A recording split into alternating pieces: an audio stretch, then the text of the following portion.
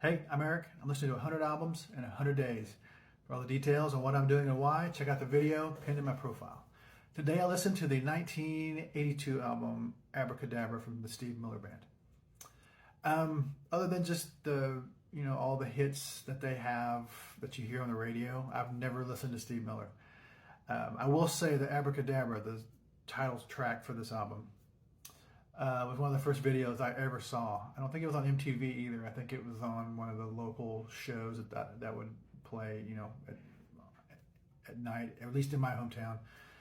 There was a show on a station out of Kansas City that they had a video show every night from 8:30 to 9, playing video. And I think that's where I saw Abracadabra. And this is one of the first videos I remember seeing. This album had 5 singles on it. I had no idea that they had 5 singles. I think they had one video, and that's why that's all anybody remembers, at least me. Because if it wasn't on MTV, it didn't get a lot of play anywhere else, song-wise. I mean,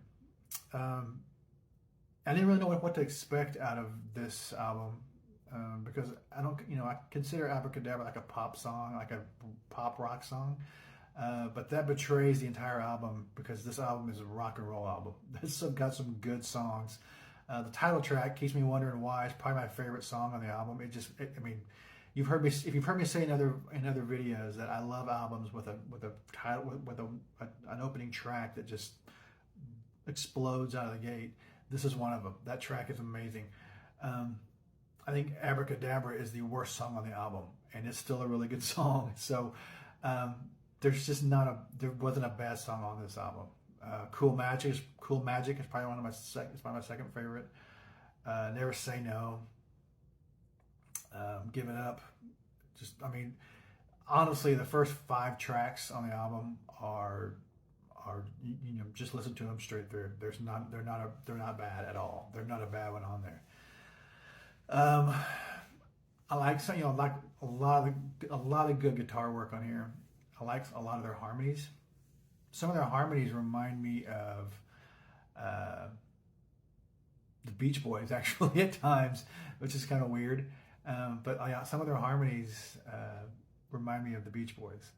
Great album, though. If you've never listened to Steve Miller, I would suggest starting with this one because you can just put it on and play it through and not have to skip through tracks or worry about a slow one in the middle.